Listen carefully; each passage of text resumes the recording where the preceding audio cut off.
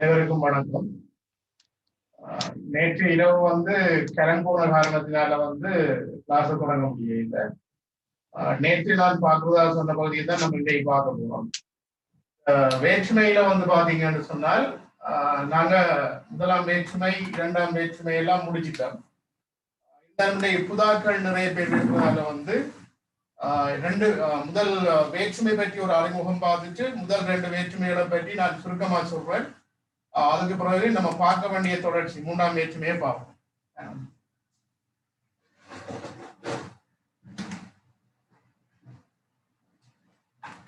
அப்படிங்க வேற்றுமைகள் எப்படி நாங்க எளிமையா எப்படி ஞாபகத்துல வச்சுக்கொள்றோம்னு சொல்லி நிறைய பேர் கேட்டிருந்தீங்க. முதல் ஒவ்வொரு வேற்றுமைகளை பற்றி உங்களுக்கு தெளிவா தெரிஞ்சால் நான் கடைசியா அதை அப்படி நினைவுல வச்சு கொள்ளலாம் என்று அதுக்கு ஒரு ஐடியா சொல்லித்தாரேன். இப்ப வேற்றுமை என்றால் என்னன்னு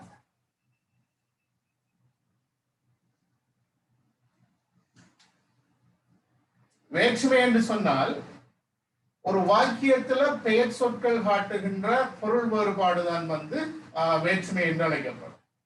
இப்ப நீங்க ஒரு வாக்கியத்தை பாத்தீங்கன்னு சொன்னால் அதுக்குள்ள பெயர் சொற்கள் இருக்கும், இணை சொற்கள் இருக்கும், இடை சொற்கள் இருக்கும், சில வேளைகள்ல உரி சொற்களும் அதுக்குள்ள பயன்படுத்தப்பட்டிருக்கு. ஆனா இந்த பெயர் சொற்கள் பாத்தீங்கன்னு சொன்னால் சில பெயர் சொற்கள் திரிபடையாமலுக்கு இருக்கும், சில சொற்கள் திரிபடைஞ்சிருக்கும். இப்ப அது திரிபடையும் போது பாத்தீங்கன்னு சொன்னால் பொருள் வேறுபாடுகளை காட்டும். அந்த பெயர் சொல் காட்டுகின்ற பொருள் வேறுபாடின் அடிப்படையில நாங்க வேற்றுமைகளை பல வகைப்படுத்தலாம். வேற்றுமைகள் 8 சொல்லி நன்னூல்ல சொல்லப்பட்டிருக்கு. நன்னூலுக்கு முதல் இருந்த கருத்து பாத்தீங்கன்னு சொன்னால் வேற்றுமைகள் 7 என்று சொல்லி சொல்லப்பட்டிருந்தது. இப்ப பாத்தீங்கன்னு சொன்னால் மொழியியலாளர்கள் வேற்றுமையை 9 வகைப்படுத்தி சொல்றாங்க. சிலர் 9க்கும் அதிகம் என்று சொல்லி சொல்லுவாங்க. இப்ப நாங்க எதை அடிப்படையா வச்சு கொண்டு பார்க்க போறோம் என்றால் இந்த நன்னூல்ல சொல்லப்பட்டிருக்கின்ற 8 வேற்றுமைகள் தற்காலத்துல மொழியியலாளர்கள் சொல்லுகின்ற கருத்தின்படி அந்த 9 வேற்றுமை பிரிவுகளை நாங்க பார்க்க போறோம். இப்ப வேற்றுமை என்றால் என்ன என்று ஒரு கேள்வி உங்களுக்கு கேட்டால் நினைவில் வச்சு கொள்ளுங்க. ஒரு வாக்கியத்தில் பெயர் சொற்கள் காட்டுகின்ற பொருள் வேறுபாடுதான் வேற்றுமை. இப்ப நான் எழுத போற ஒவ்வொரு விஷயத்தையும் நீங்க அவதானிச்சீங்கன்னு சொன்னால் உங்களுக்கு அது எளிமையா விளங்கிடும். இப்ப வேற்றுமை கண்டு ஒரு வரை விளக்கணம் சொன்னேன். இப்ப முதலாம் வேற்றுமை என்றால் என்ன, இது ஒரு நான் சுருக்கமா சொல்றேன். நீங்க ஒரு வாக்கியத்தை பாருங்க, அந்த வாக்கியத்துல திரிபடையாத பெயர் சொல் இருந்துக்கன்னு சொன்னார், அதாவது வினை சொல்லுடன் துணைபால் என்னோட உறவு பெற்ற திரிபடையாத ஒரு பெயர் சொல் இருந்துக்கண்டால் அது முதலாம் வேற்றுமையாக இருக்கும். இப்ப அதுக்கு முதல் இந்த 8 வேற்றுமைகள் பற்றியும் 9 என்ற அந்த வேறுபாடு எதுக்குள்ள வருது என்று பற்றியும் ஒரு தரம் சொல்றேன், கவனிங்க.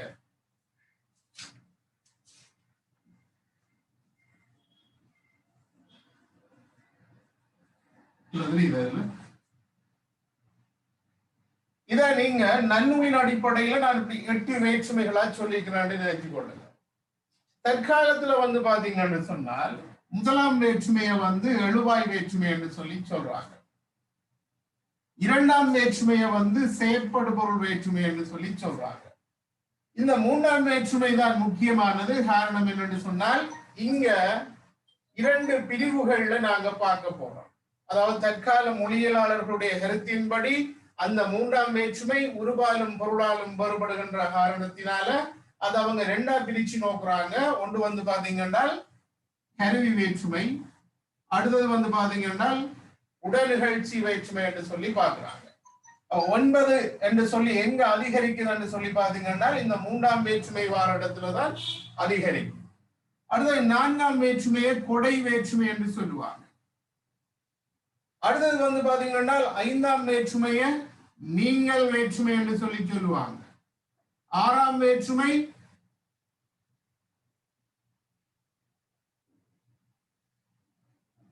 உடைமை வேற்றுமை என்று சொல்லி சொல்லுவாங்க. 7ஆம் வேற்றுமை பாத்தீங்கன்னு சொன்னால் இட வேற்றுமை என்று அழைக்கப்படும். 8ஆம் வேற்றுமை விழி வேற்றுமை என்று சொல்லி அழைக்கப்படும்.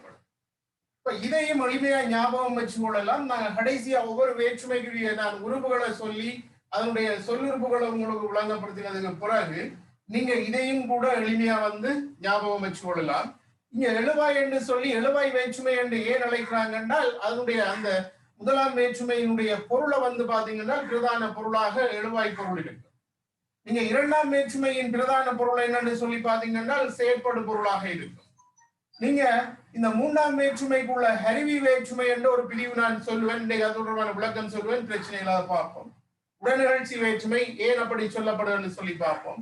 இந்த கொடை வேற்றுமை நான்காம் வேற்றுமையினுடைய பிரதான பொருளாக இருக்கிறதால அதை கொடை வேற்றுமை என்று சொல்லுவாங்க.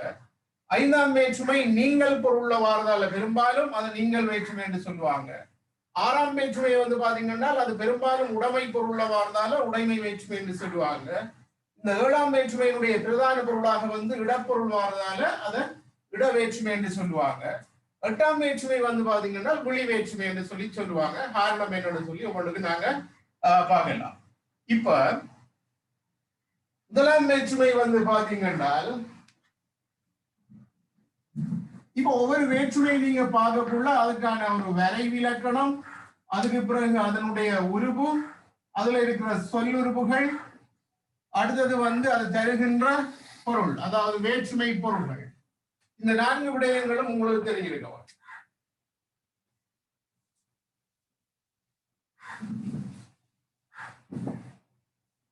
இப்ப முதலாம் வேற்றுமையை பற்றி ஒரு சுருக்கம் சொல்றேன் பாருங்க. முதலாம் வேற்றுமை எப்படியாத பெயர் சொல்தான் வந்து முதலாம் வேற்றுமை. இப்ப நான் ஒரு உதாரணம் சொல்றேன், அது உங்களுக்கு புரியும். இந்த உதாரணத்தை கவனிங்க. கண்ணன் வந்தான். ஒரு வாக்கியத்துல எழுவாயை கண்டுபிடிக்கிறேன்னு சொன்னால் நீங்க அந்த வாக்கியத்தினுடைய பயனிலையை இனங்கண்டு அதோட யார் அல்லது எது என்று சொல்லி கேட்டீங்க என்றால் உங்களுக்கு கிடைக்கிற விடை வந்து எழுவாயாக இருக்கும். இந்த வாக்கியத்துல பயனிலை வந்து வந்தான், யார் வந்தான் என்று சொல்லி கேட்டீங்க என்றால் கண்ணன் வந்தான் என்று சொல்லி விடை வரும். அப்ப கண்ணன், இந்த வாக்கியத்துல கண்ணன் வந்து எழுவாய். இந்த கண்ணன் என்ற பெயர் சொல்ல வந்து பாத்தீங்கன்னா அது திரிபடை அல்ல, ஒரு திரிபடையாத பெயர் சொல்லாக இருக்கு. இந்த வினை சொல்லோட திணைபால் என்னோட உறவு பெற்றதாக இருக்கு. அப்ப இப்ப உங்களால் இனங்கண்டு கொள்ள முடியும் இந்த கண்ணன் என்றது முதலாம் வேற்றுமை என்று சொல்லி உங்களால் இனங்கண்டு கொள்ள முடியும். இந்த முதலாம் வேற்றுமை என்ன பொருள்ல வந்திருக்கு என்று சொல்லி ஒரு கேள்வி கேட்டால் இந்த முதலாம் வேற்றுமைக்குரிய பொருள் வந்து என்னன்னு பாருங்க, ஒரே ஒரு பொருள் தான் இருக்கு, எழுவாய் பொருள். முதலாம் வேற்றுமை என்ன பொருள்ல வரும் என்றால் எழுவாய் பொருள்ல வரும். அடுத்தது வந்து பாத்தீங்கன்னா முதலாம் வேற்றுமைக்கு உருவு இருக்கா என்று சொல்லி கேட்டாங்க என்றால் முதலாம் வேற்றுமைக்கு உருவு இல்லை. இந்த உருவு இல்லாத காரணத்தால இந்த திரிபடையாத பெயர் சொல்ல நம்ம சொல்லி இருக்கிறோம், அதுவும் தெரிஞ்சு வச்சுக்கொள்ளுங்க. அடுத்தது இந்த முதலாம் வேற்றுமைக்கு சொல் உறுப்புகள் இருக்கா என்று சொல்லி கேட்டால் ஆரம்பத்துல ஆனவன் என்பவன் இதெல்லாம் உருவு சொல் உறுப்புன்னு சொல்லி சொல்லுவாங்க. ஆனால் தற்கால மொழியியலாளருடைய கருத்தின்படி வந்து பாத்தீங்கன்னா முதலாம் வேற்றுமைக்கு சொல்லுறுப்புகள் கிடையாது. இப்ப நீங்க எளிமையா ஞாபகம் வச்சு கொள்ளுங்க, இந்த ஒரு வாக்கியம் உங்களுக்கு நினைவு இருந்தாலே நீங்க முதலாம் வேற்றுமையை கண்டுபிடிக்கலாம். இந்த வாக்கியத்தை ஞாபகம் வச்சு கொள்ளுங்க, உங்களுக்கு தரப்படுற ஏனைய வாக்கியங்களோட ஒப்பிட்டு பாருங்க, பெயர் சொல் திரிபடையாமல் இருக்கான்னு பாருங்க, அது வினை சொல்லோட வந்து இந்த பயனிலையோட வந்து திணைபாலனோட உறவில் இருக்கான்னு சொல்லி பாருங்க, முதலாம் வேற்றுமையை கண்டுபிடிச்சு கொடுக்கலாம். இப்ப அடுத்தது வந்து பாத்தீங்கன்னு சொன்னால் இரண்டாம் வேற்றுமை பற்றி சொல்றேன். இரண்டாம் வேற்றுமை என்றால் என்னன்னு ஃபர்ஸ்ட் நம்மளுக்கு தெரிஞ்சிருக்கோம். அப்ப எளிமையா அது இரண்டாம் வேற்றுமை எப்படி இருக்கும் என்று சொல்றேன் பாருங்க. ஒரு வாக்கியத்துல ஐயுறுப்பு ஏற்று, ஒரு வாக்கியத்துல ஐயுறுபேற்ற பெயர் சொற்கள் வந்து இரண்டாம் வேற்றுமையாக வரும். இப்படிதான் எளிமையா கண்டுபிடிச்சு கொடுறாங்க. நீங்க ஒரு வாக்கியத்தை பார்த்தீங்க என்றால் அந்த வாக்கியத்துல பெயர் சொல் ஐயுறுப்பு ஏற்றிருந்தீங்கன்னு சொன்னா அது நாங்க இரண்டாம் வேற்றுமை என்று சொல்லி கண்டுபிடிச்சு கொள்ளலாம். சில இடங்கள்ல வந்து பாத்தீங்கன்னு சொன்னால் ஐயுறுப்பு வெளிப்படாமலுக்கு வந்திருக்கும். உதாரணத்துக்கு நான் 2 வாக்கியம் பாருங்க. பசு புல் மேய்ந்தது. பசு புல்லை மேய்ந்தது. ஒரு வாக்கியத்துல செயற்படு பொருளை எப்படி கண்டுபிடிக்கிறேன்னு சொல்லி பாத்தீங்க என்றால் அதனுடைய பயனிலையை இனங்கண்டு நீங்க அதோட யாரை அல்லது எதை என்று சொல்லி கேட்டு பாருங்க. உங்களோட கேள்விக்கு வர விடை வந்து செயற்படு பொருளாக இருக்கும். இங்க கேட்டீங்க என்றால் எதை மேய்ந்தது, புல்லை மேய்ந்தது என்று விடை வரும். இங்க எதை மேய்ந்தது, புல்லை மேய்ந்தது என்று விடை வரும். ரெண்டிலையும் செயற்படு பொருளை நம்ம கண்டுபிடிக்கிட்டோம். இங்க ஐயுறுப்பு வெளிப்பாட்டு இருக்கு, ஆனால் இங்க ஐயுறுப்பு வெளிப்பட இல்லை. இங்க ஐயுறுப்பு வெளிப்பட்டதால இதை சொல்லுவாங்க குறிப்புடை பெயர். குறிப்புடை பெயர் ஐயுறுப்பு வெளிப்பட்டதால. இந்த பெயர்ல வந்து ஐயுறுப்பு வெளிப்படல, இதை சொல்லுவாங்க குறிப்பிலா பெயர். இது குறிப்புடை பெயர், குறிப்பிலா பெயர் ரெண்டும் வந்து பாத்தீங்கன்னு சொன்னால் செயற்படு பொருளாக தான் வருது. ஆனால் இது ஐயுறுப்பு ஏற்று வருது, இது ஐயுறுப்பு ஏற்று வர இல்லை. ஆனாலும் இது ரெண்டும் வந்து பாத்தீங்கன்னா இரண்டாம் வேற்றுமையாகத்தான் வருது. அடுத்தது நீங்க தெரிஞ்சு வச்சுக்கொள்ள வேண்டியது, இந்த இரண்டாம் வேற்றுமைக்கு உருவு இருக்கா என்று சொல்லி உங்கள்கிட்ட கேட்டால், இரண்டாம் வேற்றுமைக்கு உருவு இருக்கு. அதனுடைய உருவு வந்து ஐ. ஐ என்ற இந்த இடைச்சொல் தான் இரண்டாம் வேற்றுமையினுடைய உருவு என்று தெரிஞ்சு சொல்லுங்க. ஐ தனிச்சு ரெண்டு பெயராக வந்தீங்கன்னா அது வேற பொருள்கள்ல வரும். ஐ என்றால் அழகு, தலைவன், கடவுள் என்று வேற வேற பொருள்கள்ல வரும். ஆனால் இந்த புல்லை என்று சொல்லி சேரும் போது அது இடைச்சொல்லாதான் இருக்குது. புல் தலைவன் என்று சொல்லி பொருள் தர இல்லை. அப்ப இங்க இடைச்சொல். இந்த இடைச்சொல் இரண்டாம் வேற்றுமையினுடைய உருவாக இருக்கு. அடுத்தது இரண்டாம் வேற்றுமைக்கு சொல்லுறுப்புகள் இருக்கா என்று சொல்லி கேட்டால், இரண்டாம் வேற்றுமைக்கு சொல்லுறுப்புகள் இல்லை. அடுத்தது வந்து பாத்தீங்கன்னா இந்த இரண்டாம் வேற்றுமை 6 பொருள்கள்ல வரும் என்று சொல்லி பழந்தமிழ்ல சொல்லி இருக்கிறாங்க. என்னென்னு சொல்லி பாத்தீங்கன்னா ஆக்கல், அடைதல், ஒத்தல், நீத்தல், உடைமை, அழித்தல். இப்படி 6 பொருள்கள்ல வரும் என்று சொல்லி பழந்தமிழ்ல சொல்லப்பட்டிருக்கு. திரும்ப சொல்றேன் பாருங்க. ஆக்கல் பொருள்ல வரும், அடைதல் பொருள்ல வரும், ஒத்தல் என்று சொன்னால் ஒத்திருத்தல், இந்த ஒத்தல் பொருள்ல வரும், நீத்தல் பொருள்ல வரும், நீத்தல் என்றால் நீங்கிறது, நீங்கிற பொருள்ல வரும், அடைதல், அழித்தல். இப்படி 6 பொருள்கள்ல இரண்டாம் வேற்றுமை வரும் என்று சொல்லி பழந்தமிழ்ல சொல்லி இருக்கிறாங்க. இப்ப நான் உதாரணங்களுடன் இந்த ஆக்கலுக்கு வந்து பாருங்க. வீட்டை கட்டினார். இந்த வாக்கியத்துல வந்து பாத்தீங்கன்னா கட்டினான் வினைச்சொல். செயற்படு பொருளை கண்டுபிடிக்க போறீங்க. யாரை அல்லது எதை என்று சொல்லி கேட்க வேணும். எதை கட்டினான்? வீட்டை. இங்க வீடு என்ற பெயர் சொல்லோட ஐ என்ற வேற்றுமை உருவு சேர்ந்திருக்கு. இது வீடு கட்டினான் என்று சொல்லி இருந்தாலும் அது வேற்றுமை தான், இரண்டாம் வேற்றுமை தான். அது நாங்க நேரத்தோட பார்த்துட்டோம். இந்த வேறுபாட்டுல சொல்லலாம். அது இப்ப வீட்டை கட்டினான், இத பழந்தமிழ்ல சொல்றாங்க ஆக்கல் பொருள் என்று சொல்றாங்க. காரணம் உன்னை உருவாக்குற காரணத்தினால அது ஆக்கல் பொருள் என்று சொல்லி சொல்றாங்க. அடைதல் என்று சொன்னா நான் இந்த வீடை வச்சு கொண்டே சொல்றேன். வீட்டை அடைந்தான். இப்ப வீட்டை அடைந்தான் என்று சொன்னா வீட்டை போய் சேர்றது. அப்ப இந்த சேர்ற பொருளை தாரதால அதை அடைதல் என்று சொல்லி சொல்றாங்க. தந்தையை போன்று இருந்தான் என்று சொன்னால் தந்தையோட ஐ வந்து இருக்குது. இதை சொல்றாங்க வந்து அடைதல் ஒத்தல் பொருள் என்று சொல்லி சொல்றாங்க. வீட்டை நீங்கினான் என்று சொன்னால் நீத்தல் பொருள் என்று சொல்றாங்க. வீட்டை அடைந்தான் என்றால் அடைதல் பொருள் சொல்றாங்க. 2 விதம் அடைதல் வழிகள். உடைமை உடைமை பொருள் என்று சொன்னால் பணத்தை வைத்திருந்தான் என்று சொன்னால் இங்க பணத்தோட இருக்கு, பணத்தை வைத்திருந்தான் உடைமை பொருள் என்று சொல்லி சொல்றாங்க.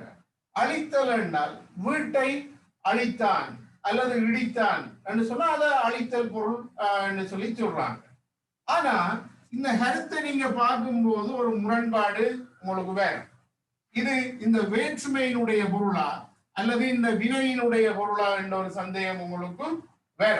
அதோட தற்கால மொழியியலாளர்களுடைய கருத்தின்படி வந்து பாத்தீங்கன்னா எங்களுக்கு அவங்க மேலும் சில விடயங்களை கேட்கும் போது இந்த 6 பிரிவுகள்லையும் எங்களால பதில் சொல்ல முடியாம இருக்கும். உதாரணத்துக்கு வந்து பாத்தீங்கன்னா இத பாருங்க, கன்னத்தை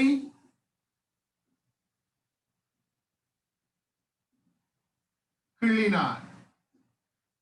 இந்த வாக்கியத்தை வந்து பாத்தீங்கன்னா கன்னம் என்ற பெயர் சொல்லோடு ஐயுறுப்பு சேர்ந்து கன்னத்தை கிள்ளினான். எதை கிள்ளினான்? கன்னத்தை.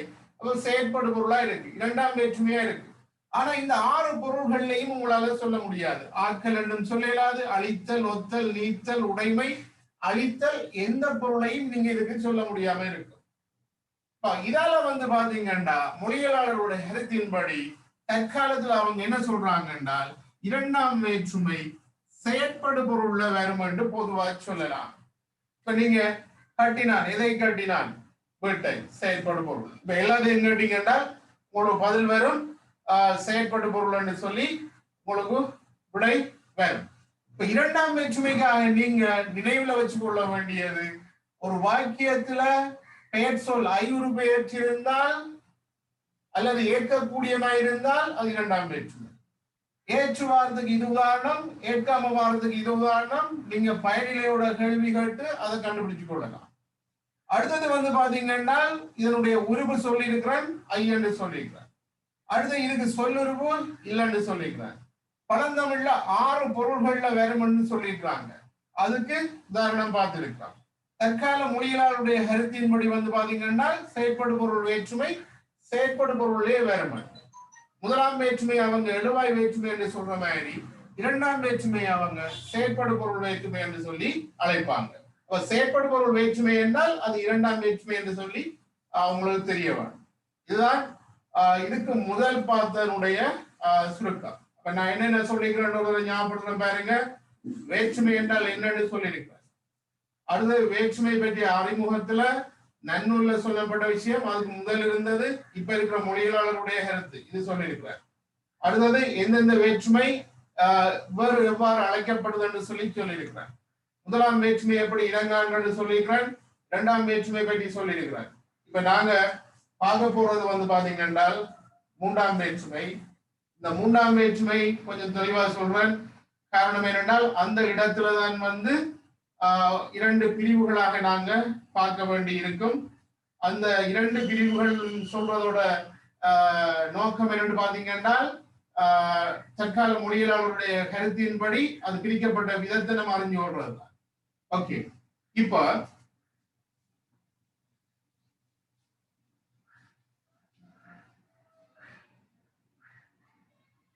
மூணாம் வேற்றுமை தொடர்பான உங்களுக்கு தேவையான விஷயங்களை சொல்றேன், நீங்க குறிப்பிடுத்து கொள்ளலாம். 3ஆம் வேற்றுமை என்றால் என்னன்னு சொல்லி பாத்தீங்கன்னா ஒரு வாக்கியத்துல வர பெயர் சொற்கள், ஒரு வாக்கியத்துல வருகின்ற பெயர் சொற்கள் கருவியாகவும் உடன்நிகழ்ச்சியாகவும் பொருள் வேறுபடுவதுதான். இது பொதுவாக சொல்லியிருக்க. ஆனா இதை எப்படி கண்டுபிடிக்கிறேன்னு சொல்லி பாத்தீங்கன்னா நீங்க 3ஆம் வேற்றுமை உருவுகளை தெரிஞ்சிருக்க வேணும். இப்ப 3ஆம் வேற்றுமைக்கு உருவாக எது சொல்லப்படுது என்றால் ஆல், ஆன், ஒடு, ஓடு, இது உருவாக சொல்லப்படும். அப்ப நீங்க பாருங்க, இலவா கண்டுபிடிக்கிறதுக்கு ஒரு வழி என்னன்னா நீங்க ஒரு வாக்கியத்தை பாருங்க, அதுக்குள்ள இந்த உருவு இருக்கான்னு சொல்லி பாருங்க. பெரும்பாலும் ஆண் இருக்காது, ஒடு இருக்காது, இரண்டும் வழக்கொழிஞ்சு போயிடுச்சு, பழந்தமிழ்ல பயன்படுத்தப்பட்டிருக்கு. பெரும்பாலும் ஆள் பயன்படுத்துவாங்க, ஓடு பயன்படுத்துவாங்க. இத நீங்க வாக்கியங்களுக்குள்ள அவதானிக்கலாம். இந்த 3ஆம் வேற்றுமைக்கு சொல்லுருவுகள் இருக்கு. உடன் கொண்டு மூலம் இது மூன்றும் வந்து பாத்தீங்கன்னா மூன்றாம் வேற்றுமைக்குரிய சொல்லுறுப்புகள். நீங்க இந்த உறுப்புகளை காணலண்டா இதெல்லாம் நீங்க அந்த வாக்கியத்துக்குள்ள அவதானிக்கக்கூடிய மாதிரி இருக்கும். ஒரு பெயர் சொல்லோட சேர்ந்து இந்த உடன் கொண்டு மூலம் இப்படியான சொல்லுறுப்புகள் வந்தால் உங்களுக்கு தெரிய வேணும் இது மூன்றாம் வேற்றுமை என்று சொல்லி தெரிய வேணும். பொதுவா மூன்றாம் வேற்றுமை பற்றிய விளக்கம் இது. ஆனா தற்கால மொழியியலாளருடைய கருத்தின்படி வந்து பாத்தீங்கன்னா இந்த மூன்றாம் வேற்றுமையை அவங்க இரண்டு வகைப்படுத்துறாங்க. அவற்றின் பொருள் அடிப்படையில அத கருவி வேற்றுமை என்று சொல்லியும் அத உடனிகழ்ச்சி வேற்றுமை என்று சொல்லியும் பிரிக்கிறாங்க. இப்ப இந்த கருவி வேற்றுமை என்ன பொருள்ல வரும், அதுக்குரிய உருவு என்ன, அதுக்குரிய சொல்லுருவு என்னன்னு நம்ம தனித்துவமா பார்க்க போறோம். இப்ப கருவி வேற்றுமை இத வந்து பாத்தீங்கன்னா இது ஆள் உருவு பெற்று வரும். இதனுடைய சொல்லுறுப்புகளாக கொண்டு மூலம் இந்த இரண்டும் சொல்லுறுப்புகளாக வரும். நீங்க ஒரு வாக்கியத்தை கவனிக்கும் போது அதுக்குள்ள பெயர் சொல் ஆள் ஒரு பெயர் இருந்தால் அது கருவி வேற்றுமை என்று தெரிஞ்சு கொள்ளுங்க. அல்லது கொண்டு மூலம் என்கின்ற சொல்லுறுப்புகளை ஏற்று வந்தாலும் அது கருவி வேற்றுமை என்று தெரிஞ்சு கொள்ளுங்க. உடனிகழ்ச்சி வேற்றுமை எப்படி வரும் என்று பாத்தீங்கன்னா அங்க உருவு வந்து பாத்தீங்கன்னா ஓடும். நான் இது ரெண்டும் வழக்கில இல்லை என்றதால அதை இதுக்குள்ள சொல்ல இல்லை. ஓடு என்றது உடனிகழ்ச்சி வேற்றுமையினுடைய பிரதான உருவு. அதனுடைய சொல்லுறுப்பு என்னன்னு பாத்தீங்கன்னா உடன். நாங்க இதைத்தான் கீழே பிரிச்சு போட்டிருக்கிறோம். குறிப்படுத்து படிக்கிறார்களுக்கு அது கொஞ்சம் இலகுவா விளங்கும். இதுல பார்த்தால் விளங்கும். மூன்றாம் வேற்றுமை என்றால் என்ன, அதுக்குள்ள என்ன உறுப்புகள் வருது, சொல்லுறுப்புகள் என்ன இருக்குது, அது எப்படி தற்காலத்துல பிரிக்கப்பட்டிருக்கு, கருவி வேற்றுமைக்குள்ள என்ன உறுப்பு வரும், எந்த சொல்லுறுப்பு வரும், உடனிகழ்ச்சி வேற்றுமைக்குள்ள என்ன உறுப்பு வரும், என்ன சொல்லுறுப்பு வரும் என்று சொல்லி நீங்க இலகுவா கண்டுபிடிச்சு கொள்ளலாம். அடுத்தது வந்து பாத்தீங்கன்னா மிக பிரதானமானது இந்த கருவி வேற்றுமை என்னென்ன பொருள்கள்ல வரும் என்று சொல்லி நமக்கு தெரிய வரும். கருவி வேற்றுமையை வந்து பாத்தீங்கன்னு சொன்னால் கருவி பொருள்ல வரும். கருத்தா, காரணம், மூலம், இந்த நான்கு பொருள்களையும் கருவி வேற்றுமை வரும். நான்கு பொருள்கள் இருக்கும் போது இந்த கருவி பொருளை கொண்டுதான் வேற்றுமை அழைக்கிறாங்க. காரணம் அதனுடைய பிரதான பொருள் என்ற காரணத்தினால அது அப்படி அழைக்கிறாங்க. இப்ப கருவி வேற்றுமைக்குரிய பொருள்களை குறிப்பிட சொன்னால் உங்களுக்கு இந்த நாளும் தெரிய வேணும். இப்ப இந்த நாளுக்கும் நான் வாக்கியங்கள் இந்த பக்கம் எழுதுறேன், தெரியுதானே?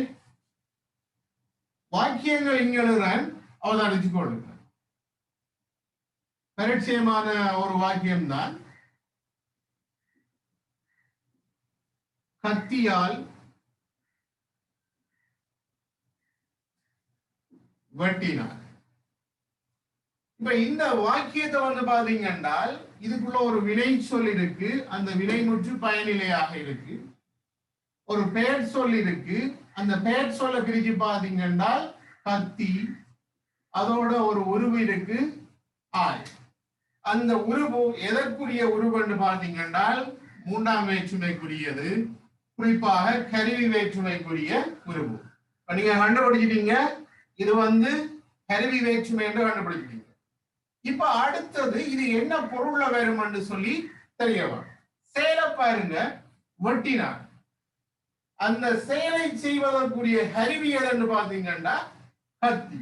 அந்த கத்தியோட தான் இந்த ஆள் இருக்கு. அப்ப இப்ப எளிமையா உங்களுக்கு புரியும், இது கருவி வேற்றுமை என்று சொல்லி, இது கருவி பொருள்ல வந்திருக்குன்னு சொல்லி. கருவியோட அந்த வேற்றுமைக்குரிய உருவு இருக்கு பாருங்க. இதை நினைவுல வச்சுக்கொண்டு இதே மாதிரி வாரல்களை பார்க்கலாம். உதாரணத்துக்கு தூரிகையால் வரைந்தான் சொன்னா வரைகிறதுக்கு பயன்படுத்தப்பட்ட கருவி வந்து தூரிகை. அந்த தூரிகையோட வந்து பாத்தீங்கன்னா ஆள் உறுப்பு இருக்கு. ஆள் உறுப்பு வந்து கருவி வேற்றுமைக்குரிய உறுப்பு. இதை வச்சுக்கொண்டு இனம் காணலாம். மண்வெட்டியால் வெட்டினான். இப்படி எது வேணுமென்றாலும் வாக்கியங்கள் போட்டு பாருங்க. அந்த வாக்கியங்களுக்குள்ள இது கருவி பொருள்ல வரும். அந்த செயலை செய்கின்ற ஆயுதத்தை குறிக்கிறதா இருக்கிறது. இப்ப இதை பாருங்க, கருத்தா கருத்தா பொருள்ல வாரத்துக்கு ஒரு உதாரணம்.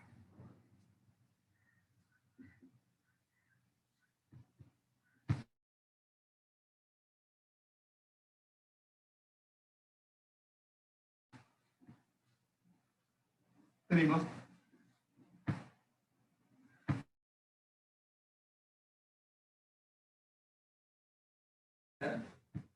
வாக்கியம் திருவள்ளுவரால் எழுதப்பட்டது. கொஞ்ச நாள் சின்ன நாளைக்கு ஒரு வாக்கியத்தை விரிவா சொன்னா திருக்குறள் திருவள்ளுவரால் எழுதப்பட்டது. திருக்குறளை எழுதியவர் யார் என்று சொன்னா திருவள்ளுவர். ஒரு செயலை செய்பவர் யார் என்று பார்த்தோம்னா அதுதான் கருத்தா. ஒரு செயலை செய்பவர் கருத்தா என்ற காரணத்தினால இங்க அதை செய்தவர் திருவள்ளுவர். அந்த ஹெர்த்தாவோட வந்து பாத்தீங்கன்னா ஆள் என்ற உருவு இருக்கு. மாணிக்க வாசகரால் திருவாசகம் பாடப்பட்டது என்று சொன்னால் அந்த திருவாசகத்தை பாடின ஹெர்த்தா வந்து திருவள்ளுவர் மாணிக்க வாசகராக இருக்கிறார். அதால வந்து பாத்தீங்கன்னா ஹெர்த்தாவோட அந்த உருவு இருக்குது. அதை வச்சு கூட நம்ம கண்டுபிடிச்சு கொள்ளலாம் இது ஹெர்த்தா பொருள். உங்களுக்கு நான் இது முடிய வந்து பாத்தீங்கன்னு சொன்னால் இந்த வேற்றுமை தொடர்பான பயிற்சி செஞ்சு பார்க்கறதுக்கு வாக்கியங்கள் சிலதை போட்டு நீங்க அதை செய்து பாத்தீங்கன்னா கண்டுபிடிப்பீங்க. நான் சொல்ற இந்த ஐடியாவில வச்சுக்கொண்டு அதை பாத்தீங்கன்னா உங்களுக்கு எளிமையா இருக்கும்.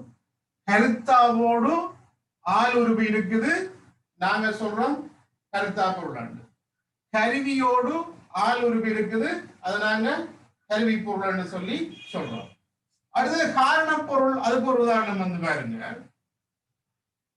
நோயால் மெலிந்தாள். மெலிந்தாள் என்றது வந்து பாத்தீங்கன்னு சொன்னால் வினைமுற்று. இந்த வாக்கியத்துல பயனிலையாக இருக்குது. அவள் மெலிந்ததுக்கு காரணம் என்னன்னு சொல்லி பாத்தீங்கன்னு சொன்னால் நோய். அந்த நோய் என்ற பெயர் சொல்லோட பாருங்க ஆள் உருவு இருக்குது. அதால நம்ம அதை காரண பொருள் சொல்லி சொல்றோம். இந்த செயல் வினைமுற்று என்னதை குறிக்கிறது பாக்குறீங்க? மெலிந்தாள் என்று சொல்லி அது சொல்லுது. இந்த மெலிந்ததுக்கான காரணம் என்னன்னு பாக்குறீங்க? அது நோயை குறிக்குது. இந்த நோயோட பாக்குறீங்க ஆள் உருவு இருக்குது. இதை வச்சு கொண்டு கண்டுபிடிச்சு கொள்ளலாம். அது காரண பொருள் சொல்லி கண்டுபிடிச்சு கொள்ளலாம். இன்னொரு வாக்கியம் சொல்றேன் பாருங்க. உழைப்பால் உயர்ந்தான். இப்ப இதை வந்து பாத்தீங்கன்னா உயர்ந்ததுக்கான காரணம் உழைப்பு.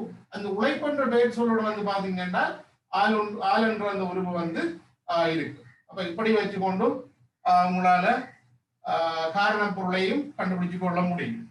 அடுத்தது மூலப்பொருள். மூலப்பொருள் உதாரணம் வெளியீட்டு சொல்றேன் பாருங்க.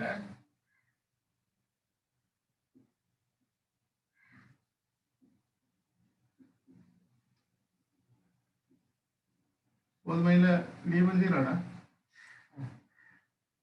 விட்டு. கோதுமையால் செய்த பிட்டு.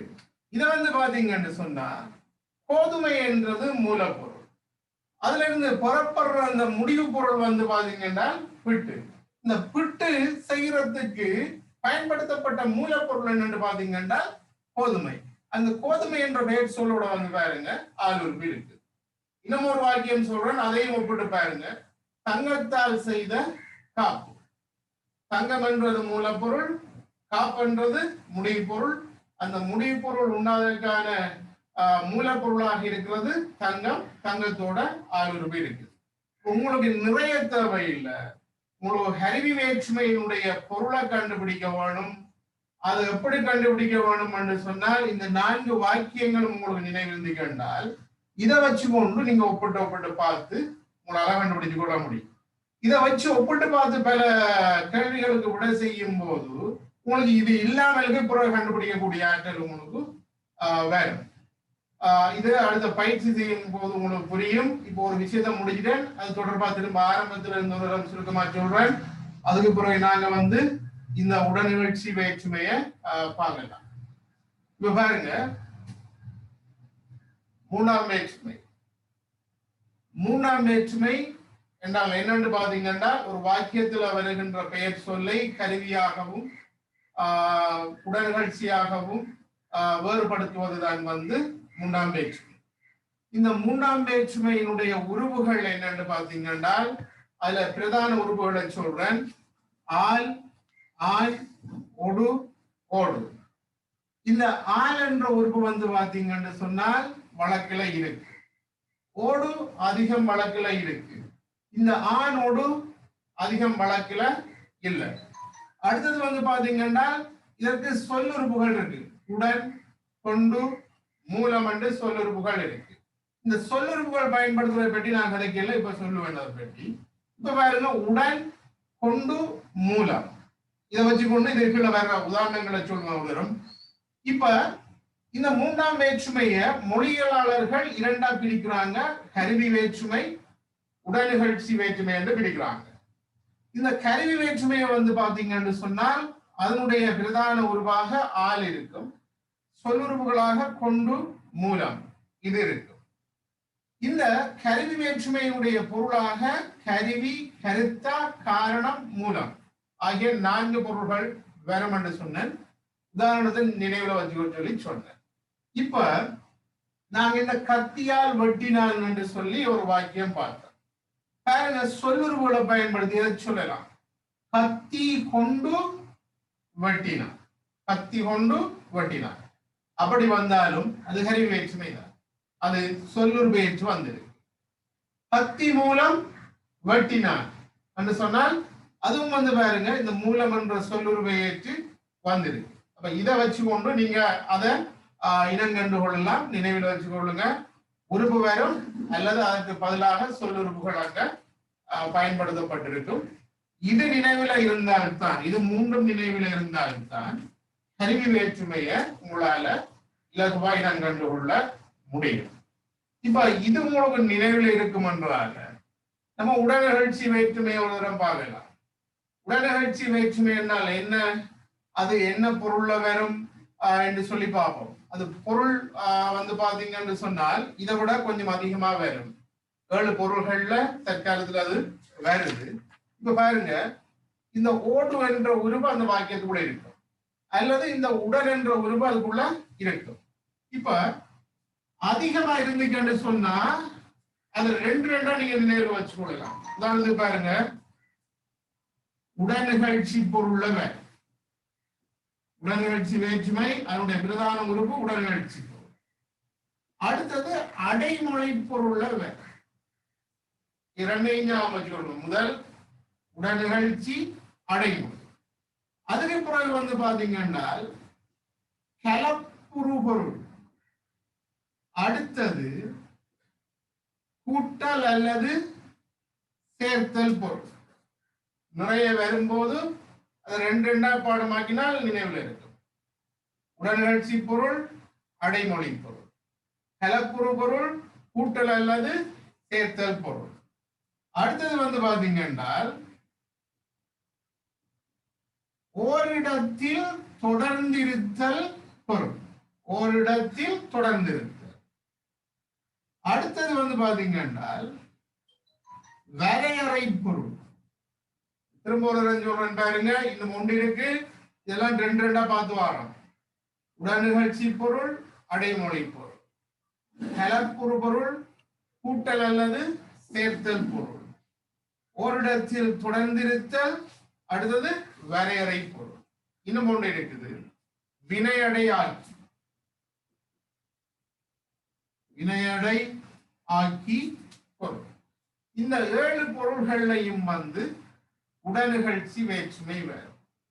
மொத்தத்துல இந்த 7ஓட இதையும் சேர்த்தீங்கன்னால் 11 பொருள்களும் மூன்றாம் வேற்றுமைக்குரிய பொருளாக கருதப்பட்டிருக்கு. இப்ப வந்து பார்ப்போம், ஒவ்வொன்றுக்கும் ஒவ்வொரு உதாரணங்கள் பார்ப்போம். உதாரணம் எழுதுறதுக்காக இடத்தை கொஞ்சம் அழிச்சு கொள்வோம்.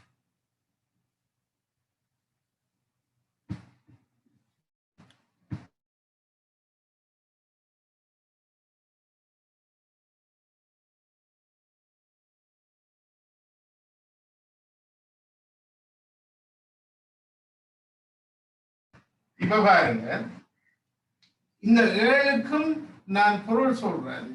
அந்த 7 பொருளும் உங்களுக்கு நினைவுல இருந்து சொன்னா பயிற்சிக்கு தாரதோட அதை ஒப்பிட்டு பார்த்து நீங்க கண்டுபிடிச்சு கொள்ளலாம். உங்களுக்கு தெரிய வேணும், இப்ப வார வாக்கியத்துல பெயர் சொல் வந்து இந்த 2ல ஏதாச்சும் ஒரு பெயர்ச்சி வரணும். இப்ப பாருங்க, முதலாவது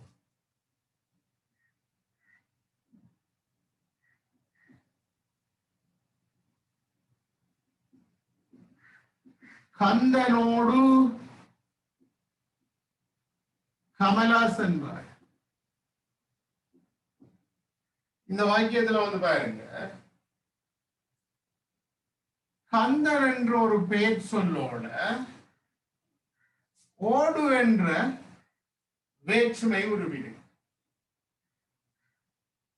கந்தன் சக ஓடுதான் கந்தனோடு. அப்போ ஓடு வந்து எந்த வேற்றுமைக்குரியது?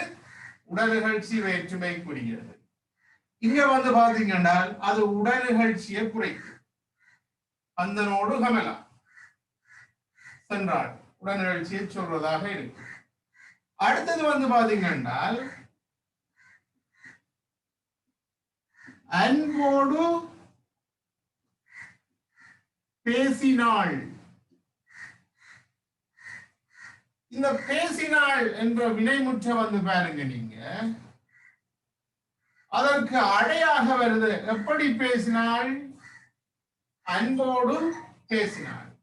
அந்த அன்போடு என்ற சொல்ல வந்து பிடிச்சு பாருங்க, அன்பு என்ற பெயர் சொல்லோட ஓடு என்ற வேற்றுமை உறுப்பு இருக்கு.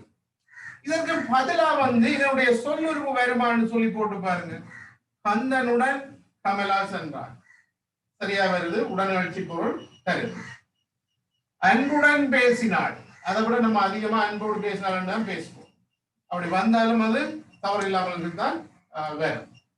அடுத்தது வந்து பாத்தீங்கன்னா கலப்புறு பொருள். பாலோடு நீரை கலந்தான். இருக்கிறான், பாலோடு நீரை கலந்தான். இந்த பால் என்ற பெயர் சொல்லோடு வந்து பாருங்க ஓடென்ற உருவு இருக்கு. பாலோடு நீரை என்று சொல்லும் போது ஒன்றோட ஒன்றை கலக்கிற பொருள்ல அது வருது, கலக்கிறத சொல்லுது. அதால நாங்க அதை கலப்புற பொருள்னு சொல்றோம். இத எங்களால உடல்நிகழ்ச்சி பொருள் இதை சொல்ல இயலாது. அதுல இருந்து வேறுபடுறது உங்களுக்கு தெரிய வரும். இதை அடைமொழி பொருள்னு சொல்ல இயலாது. அது எப்படி தனித்துவமா இருக்கான்னு சொல்லி நம்மளுக்கு விளங்க. அடுத்தது வந்து பாத்தீங்கன்னா கூட்டல் அல்லது சேர்த்தல் பொருள். ஐந்தோடு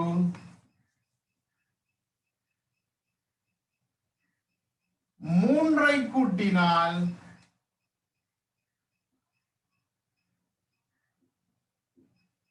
மூன்றை கூட்டினால் 8. ஐந்தோடு மூன்றை கூட்டினால் 8. இப்படியே ஒரு வாக்கியம் வருதுன்னு வச்சுக்கொள்ளுங்க.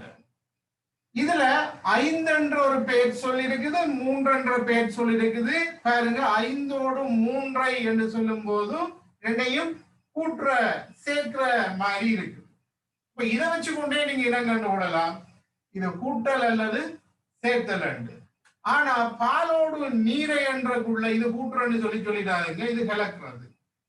ரெண்டுக்கும் இடையில இருக்கிற அந்த நுணுக்கமான வேறுபாடை கொஞ்சம் தெளிவா தெரிஞ்சு வச்சுக்கோங்க. அடுத்தது வந்து பாத்தீங்கன்னா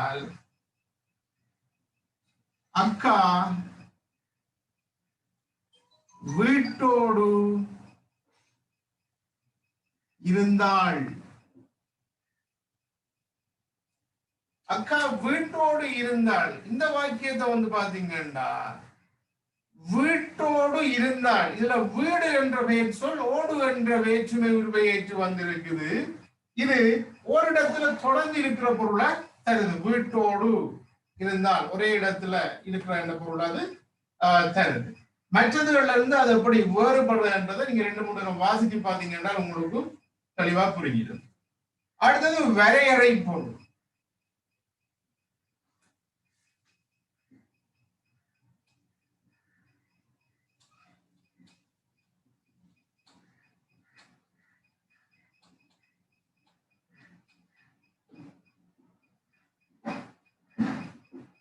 இவ்வளவோடு நிறுத்திக் கொள்வோம். இவ்வளவோடு என்று சொல்ல கூட நம்ம ஒரு வரையறையை சொல்ற மாதிரி இருக்கு. அல்லது இன்றோடு குடிப்பதை விட்டு விட்டார், இப்படியானதுகள் எல்லாம் வந்து பாத்தீங்கன்னா வரையறுக்கிற மாதிரி. இப்ப வரையறை பொருளுக்கு நீங்க இதை நினைவுல வச்சு கொள்ளுங்க. இதை வச்சுக்கொண்டு நீங்க ஒப்பிட்டு மற்றதுல கண்டுபிடிச்சு கொள்ளலாம். அடுத்தது வந்து பாத்தீங்கன்னா வினையடையாட்சி. காதோடு காதாக பேசினார்கள். இதுல வந்து பாத்தீங்கன்னா காதோடு காதாக ஒரு சொல் இரட்டிக்கிற மாதிரி உங்களுக்கு விளங்கும். அடுத்து வந்து பாத்தீங்கன்னா இந்த முதலாக இருக்கிற காது என்றதோட அங்க ஓடு என்ற ஒரு சேர்ந்திருக்கிறது புரியும். இதை வந்து பாத்தீங்கன்னு சொன்னால் இந்த வினைக்கு அடையாக வந்து அது சேர்ப்படுறதை நீங்க இனங்கண்டு கொள்ளலாம். அப்ப இதை வச்சு கொண்டு உங்களால வந்து இந்த வேற்றுமையினுடைய உடல் நிகழ்ச்சி வேற்றுமையினுடைய பொருள்களின் தனித்துவத்தை வந்து விளங்கிக் கொள்ளக்கூடிய மாதிரி இருக்கும் என்று நினைக்கிறேன். இப்ப ஆரம்பத்துல இருந்து ஒரு தரம் சொல்லிக்கொண்டு இதை முடிக்கிறேன். அடுத்தது வந்து பாத்தீங்கன்னு சொன்னால் 2 சந்தேகம் கேட்டு போட்டிருந்தாங்க வினையியல்ல இருந்து, அதையும் விரைவா உங்களுக்கு சொல்லிட்டு கிளாஸ் முடிச்சு கொள்ளலாம். அதை என்னன்னு சொல்லி அடுத்தது உங்களுக்கு ஏதாச்சும் விளங்காத பகுதிகள் விளங்கப்படுத்த வேண்டும் என்று சொன்னா இப்படி இன்னைக்கு அவங்க அனுப்பின மாதிரி உங்களுக்கு இருக்கிற சந்தேகத்தை அனுப்பினீங்கன்னா அந்த பிரதான பகுதியை முடிச்சதுக்கு பிறகு இருக்கிற டைம்ல நான் உங்களுக்கு சொல்லுவேன். அப்ப இன்னைக்கு 2 கேள்விக்குரிய விடையை சொல்றேன். இப்ப இந்த விடயத்தை ஒரு நேரம் சுருக்கமாக கவனிச்சு கொள்ளுங்க. 3ஆம் வேற்றுமை, அதுக்கு தெளிவான ஒரு வரைவிலக்கணம் சொல்ல வேணும். என்ன பொருள்கள்ல வரும் என்று சொல்லி தெரிய வேணும். அதனுடைய சொல்லுறுப்புகள் தெரிய வேணும். தற்காலத்தில் அது எப்படி வகைப்படுத்தப்பட்டிருக்கு சொல்லி தெரிய வேணும். அடுத்தது வந்து பாத்தீங்கன்னா அந்த ஹரி வேற்றுமைக்குள்ள உருவென்ன சொல்லுருவென்ன பொருள் என்னன்னு தெரிய வேணும். அதுக்கான உதாரணங்கள் உடல்நிகழ்ச்சி வேற்றுமை, அதுக்குரிய உருவு சொல்லுருவு, அதுக்குரிய பொருள் நிறைய இருக்குன்னு கூட அப்படி விடக்கூடாது. 2 பாருங்க, அப்புறம் மொத்தமா சேர்த்து விடுங்க, எல்லாம் வந்துடும். ஒவ்வொன்றுக்கும் ஒவ்வொரு உதாரணங்கள் ஞாபகம் வச்சு கொள்ள வேணும். அந்த உதாரணம் வந்து பாத்தீங்கன்னு சொன்னால் உங்களுக்கு ஒரு வாய்ப்பாடு மாதிரி இதை வச்சுக்கொண்டு மக்களை இனங்காண்ற மாதிரி இருக்கும். அதனால அதுக்கு உங்களுக்கு உதவியா இருக்கும். பெருசா நிறைய எழுதி வச்சு படிக்கிறதுல பிரயோஜனம் இல்லை. இனி அழகா வந்து படிச்சதை மீட்டு பார்த்து அப்படி குறிப்பிடுத்து கொண்டும் போக வேண்டும். இது ஒரு பேப்பர்ல ஒரு பக்கத்துல இருக்க வேண்டும். தூக்கி பார்த்தா 3ஆம் வேற்றுமை அது பூரணமா உங்களுக்கு விளங்க வேண்டும். இப்ப வேற்றுமை என்றால் என்னன்னு சொல்லிக்கிறேன். 1ஆம் வேற்றுமைக்குரிய அதை குறிப்பிடுத்து வச்சிருப்பீங்க, அது ஒரு பேப்பர்ல வச்சு பாருங்க. அதுக்குள்ள தனித்துவம் என்னன்னு பாருங்க. 2ஆம் வேற்றுமை அதுக்குரிய தனித்துவம் என்னன்னு பாருங்க, அதுக்குரிய பொருள்களை பாருங்க. 3ஆம் வேற்றுமை இதை முடிச்சிட்டீங்கன்னு சொன்னா சிக்கல் இல்ல, அடுத்த ஒவ்வொரு வேற்றுமையும் எளிமையா விளங்கிட்டு போகும். இது 3 உங்களுக்கு தெரியலன்னு சொன்னா கடைசி 8 படிச்சதுக்கு அப்புறம் படிப்போம் நினைச்சீங்கன்னு சொன்னா கடைசியா வேற்றுமைன்றதே உங்களுக்கு விளங்காது.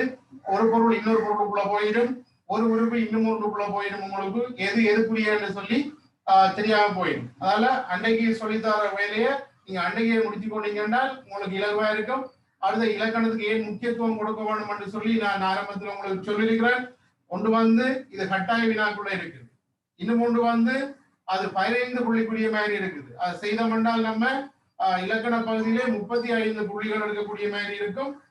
அதால வந்து பாத்தீங்கன்னு சொன்னா மிச்சம் இலக்கணம் அதுக்கு உங்களை தயார் பண்றதுக்காக தான் இந்த மீட்டல் ஆரம்பத்துல இருந்து சொல்லிக்கொண்டு விட்டுருக்கிறேன். இப்ப இதுல பார்த்ததுல எதுவும் டவுட் இருந்தாலும் நீங்க என்னை கேட்டுக்கொள்ளலாம். அடுத்தது வந்து பாத்தீங்கன்னா 2 பேர் அந்த டவுட்டை கிளியர் பண்ணி கொண்டு போறேன். முதலாவது வந்து பாத்தீங்கன்னு சொன்னால்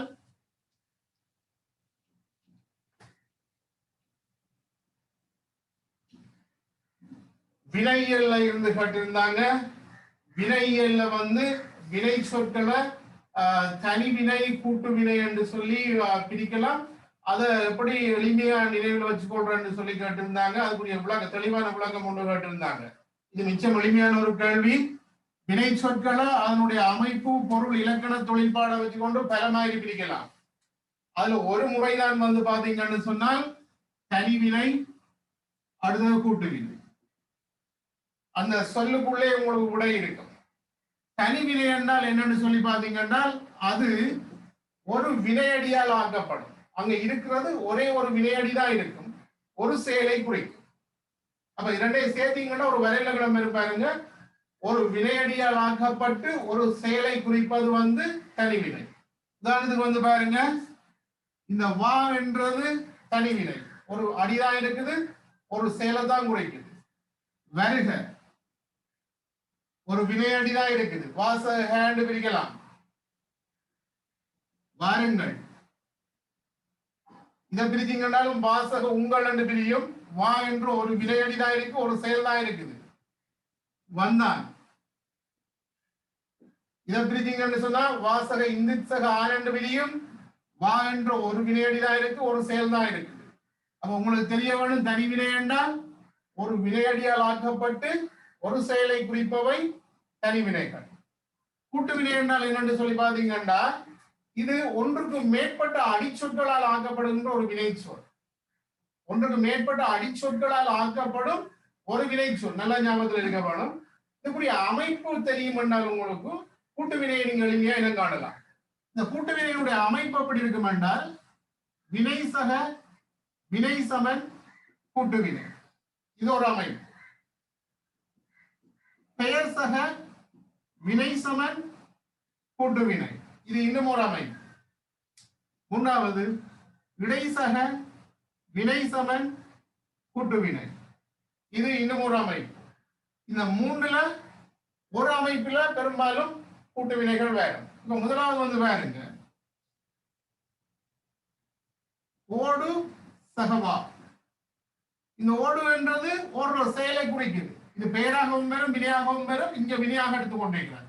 ஓடு என்ற ஒரு வினை, வா என்றதும் ஒரு வினை. சேர்த்தீங்கன்னா ஓடிவா, இது ஒரு கூட்டு வினை. இப்ப வரையறை யோசிச்சு பாருங்க, இரண்டு அல்ல இரண்டுக்கு மேற்பட்ட அடிச்சொற்களால் ஆக்கப்படுகின்ற ஒரு வினை சொல், அதுதான் கூட்டு வினை. இது பல மாதிரி முற்று வரும். ஓடி வந்தான், ஓடி வந்தாள், ஓடி வந்தது, ஓடி வந்தன, ஓடி வந்தார்கள், இப்படி சொல்லி பல மாதிரி முற்று பெற வைக்கலாம். அடுத்தது பாருங்க பெயர் சக வினை. தந்தி, இது ஒரு பெயர் சொல். அடி, இது ஒரு வினை சொல். சேர்த்தீங்கன்னா தந்தி அடி, இது ஒரு கூட்டு வினை. பாருங்க, இது பல மாதிரி முற்று பெறும். தந்தி அடித்தாள், தந்தி அடித்தான், தந்தி அடித்தார், தந்தி அடித்தார்கள், இப்படி பல மாதிரி முற்று பெறும். அந்த இடைசக வினை பின் சகபற்று,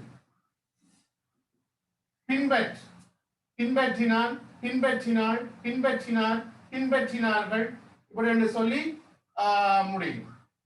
இதுல குறிப்பா ஒரு விஷயத்தை நீங்க பார்க்க வேணும். ஒரு கூட்டு வினையில கடைசி உறுப்பு கட்டாயம் வினையாக இருக்க வேண்டும். அதனுடைய முன்னுறுப்பு வினையாக இருக்கலாம், பேராக இருக்கலாம், இடையாக இருக்கலாம்.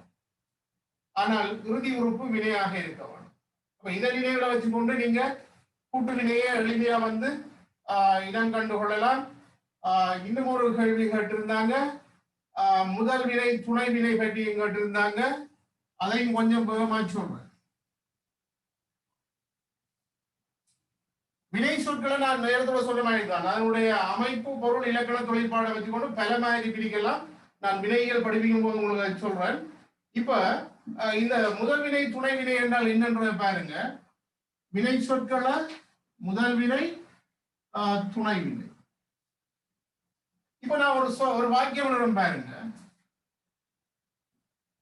தம்பி இருந்தார். இன்னும் ஒரு வாக்கியம் பாருங்க. தம்பி நேற்று வந்திருந்தான். இல்ல இருந்தான் வந்திருந்தான், ரெண்டு சொல்லையும் பாருங்க.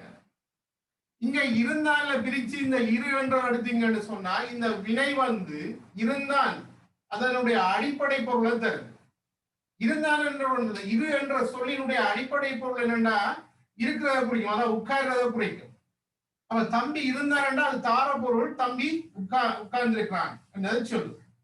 ரெண்டாவது பாருங்க, தம்பி நேற்று வந்திருந்தான்டா தம்பி நேற்று வந்து இருந்தான் உட்கார்ந்தான் என்று சொல்லி பொருள் இல்லை. அவன் சமூகம் அளிச்சிருக்கிறான், விஜயம் செஞ்சிருக்கிறான் என்ற அந்த பொருள்ல வருது. இதுக்குள்ள வார அந்த வந்திரு என்றதுல வாவும் இருக்கு இருவும் இருக்கு. இந்த இரு என்றது வந்து பாத்தீங்கன்னா அதனுடைய அடிப்படை பொருள் அது தரல. வந்திருந்தான் என்று சொன்னா வந்து அமர்ற அந்த பொருள் அது தரையில்லை. இங்க அடிப்படை பொருள் இல்லாம வேற பொருள் அது தருது. சமூகம் அளித்தல் என்ற ஒரு பொருள் தருது. உங்களுக்கு இது புரியலன்னு சொன்னா இதை வச்சு பாருங்க. தம்பி படம் பார்த்தார். இந்த பார்த்தால வார பார் வந்து கண்களால் பார்த்தல் என்ற பொருளை தருது. இன்னொரு வாக்கியத்துல பாருங்க, திருடன் என்னை கண்டதும் ஓட பார்த்தான். இதுல வந்து பாத்தீங்கன்னா ஓடப்பார், அந்த ஓடப்பாரை பிரிச்சீங்கன்னா ஓடு பார். அதுல வார அந்த பார் என்றதை வந்து பாத்தீங்கன்னா கண்களால் பார்த்தல் என்ற பொருளை தந்திருக்காரு. அது முயற்சி செய்தல் என்ற பொருளை தந்திருக்கும். திருடன் என்னை கண்டதும் ஓட பார்த்தான்டா, ஓடுறதுக்கு பார்த்தான் என்று சொல்லி பொருள் இல்லை, ஓடுறதுக்கு முயற்சி செஞ்சுக்கிறான் பொருள். இப்ப நீங்க கொஞ்சம் பொறுமையா இருந்து அந்த இருந்தான் என்றதையும் வந்திருந்தான் என்றதையும் இருசார பொருள் வேறுபாட பாருங்க. இந்த பார்த்தான் என்றதையும் ஓட பார்த்தான் என்றதையும் பார்சார பொருளை பாருங்க, பொருள் வேறுபாட பாருங்க. தனியே இருக்கக்குள்ள அது அடிப்படை பொருளை தந்திருக்கும். ஒரு கூட்டு வினையினுடைய இரண்டாவது உறுப்பாக வரும்போதும் அது வேறொரு பொருளை வந்திருக்கிறதை நீங்க அங்க பாப்பீங்க. இந்த இளங்கன்றிப்பீங்க நினைக்கிறேன். அடுத்த கிளாஸ் சந்திச்சு கொள்வோம். அடுத்த கிளாஸ் தொடர்பான தகவல்களை வந்து குரூப்ல போடுறேன். நன்றி.